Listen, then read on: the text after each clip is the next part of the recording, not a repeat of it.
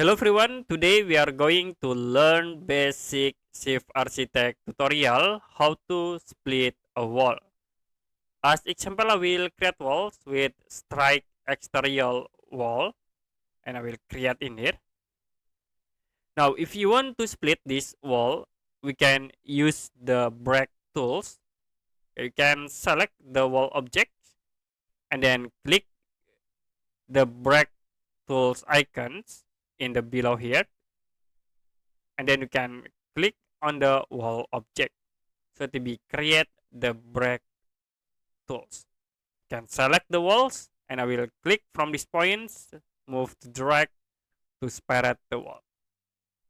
Okay, I will click again and move to to split again. You can select the wall objects, click break tools, and then select on the wall to apply the break tools.